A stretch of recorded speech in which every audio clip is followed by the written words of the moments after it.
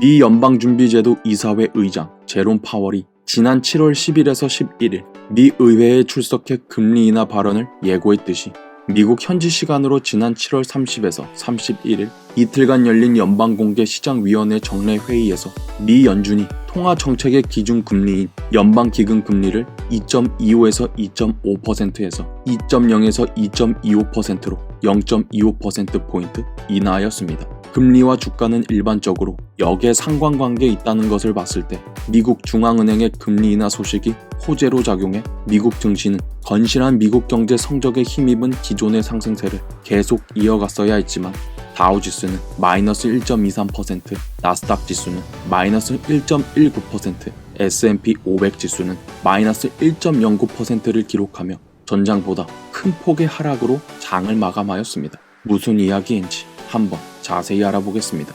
구독과 좋아요, 알림 설정 부탁드립니다.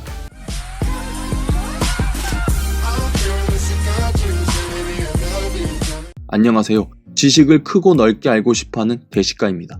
미 연준이 2.0에서 2.25%로 0.25%포인트 기준금리를 인하한 것은 서브프라임 모기지 사태, 리먼 브라더스 파산에 따른 글로벌 금융위기를 극복하기 위해 2008년 12월 16일 사상 처음으로 연방 기준금리를 0에서 0.25%의 제로금리로 낮춘 이후 약 10년 7개월 만의 일입니다.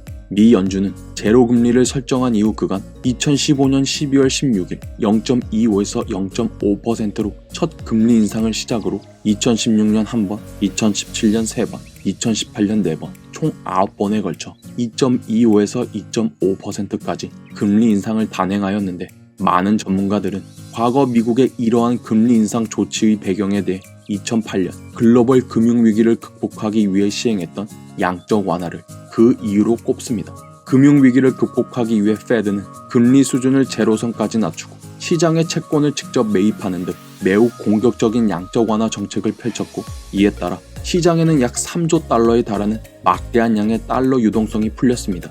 이후 미국 경제는 121개월 연속 경기 확장이라는 165년 만에 최장의 기록을 세울 만큼 정상화를 넘어 오히려 세계 1등 국가가 1등으로 잘 나갈 정도로 호황이기에 페드는 그 풀렸던 달러 유동성이 급격한 인플레이션을 유발하고 자산시장으로 흘러들어가 버블 경제를 형성하는 것을 막기 위한 선제적 조치로서 그동안 금리를 계속 여러 차례 인상해 왔던 것입니다. 2008년 미국발 금융위기가 주택시장의 그 버블 때문에 발생했던 것이니까요. 또한 미 연준은 작년 12월 19일 마지막으로 금리를 인상하면서 노동시장과 경제활동이 지속해서 강세를 보이고 있다. 노동시장 상황과 인플레이션에 근거해 금리를 인상하기로 했다. 라고 직접 밝혔듯이 문재인 정부의 대한민국과는 180도 다르게 실업률이면 실업률, 경제성장률이면 경제성장률, 주식시장이면 주식시장 등 미국의 거시경제 지표는 소위 말해서 장난 아니게 잘 나가고 있는 상황이라 미 연준이 중앙은행으로서의 원래 본연의 임무인 물가 안정 부분에서 인플레이션율 2%의 목표치를 이루지 못했어도 그만큼 미국 실물 경제에 자신감이 있었기 때문에 9차례나 금리 인상을 단행했었던 것입니다. 게다가 물가 상승률 2%를 만족시키지 못했던 이유도 나쁜 이유가 아니라 글로벌 경기 둔화에 따른 수요 감소, 무엇보다도 미국발 셰일 혁명에 따른 미국산 원유 공급의 폭발적인 증가에 의한 유가 하락 때문이라는 아주 좋은 이유에서였습니다. 그렇다면 이번 미 연준의 금리 인하는 이런 미국 경제 호황의 격포제로 작용하니까 미국 증시는 더 떡상해야 하는데 왜 이렇게 주가는 큰 낙폭으로 떨어지고 있는 것일까요? 금리는 분명히 주가와 역의 상관관계에 있는데 주가를 결정짓는 요인은 정말 무궁무진하지만 이번 건은 소문의 사고, 뉴스에 팔아라 라는 말로 그 답을 할 수 있을 것 같습니다. 주식이든 뭐든 기본적으로 투자라는 건 공개 정보든 비공개 정보든 어떤 정보를 통해 남보다 먼저 예측을 해 이득을 얻는 행위이므로 시장 참가자들은 연준이 금리를 인하할 것이라고 예측했고 그 예측은 파월 미 연준 의장의 수차례 금리 인하 예고 발언에 의해 더 달궈지면서 미국 증시는 사상 최고치를 기록했었는데 결국 그 예측은 FOMC를 통해 사실로서 확정됐고 금리 인하는 더 이상 시장에서 재료로서 가치가 없어졌던 것입니다. 따라서 투자자들은 그에 따른 차익 실현을 위해 혹은 트럼프 대통령도 기대를 저버렸다고 말했듯이 0.25%포인트 인하폭에 실망감을 느낀 대다수의 사람들이 주식을 내다 팔았기에 미국 증시는 연일 큰 폭의 하락으로 장을 마감하고 있는 것입니다. 사실 이 외에도 주가가 하락한 요인을 찾으라면 얼마든지 찾을 수 있습니다.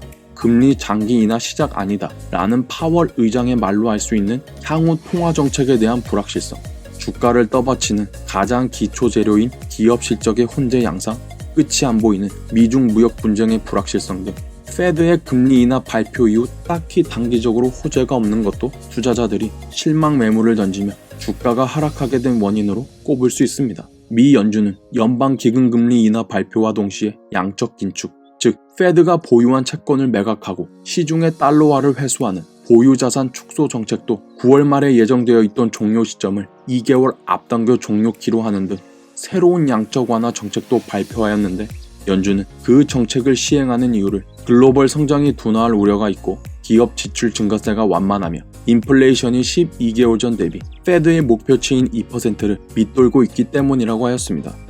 그러나 페드도 말하듯이 미국 경제는 낮은 실업률, 견조한 고용, 가계 지출 회복 등 노동시장이 너무나도 강력한 상태이기에 결론적으로 이번 미 연준의 조치는 경제 위기를 사전에 대비하기 위한 보험용 인하이자 이전 9차례 금리 인상 때처럼 경제 위기를 사전에 차단하기 위한 선제적 조치라고 할 수 있습니다.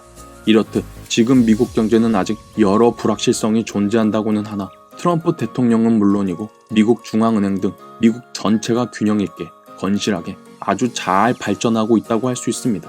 반면에 우리 대한민국은 언제쯤 이 지긋지긋한 문제지변에서 벗어날 수 있을까요? 부족한 영상 시청해주셔서 감사합니다. 제 채널이 유익하다고 생각하신다면 구독과 좋아요 부탁드리겠습니다. 다음 영상에서 새로운 주제로 찾아뵙겠습니다.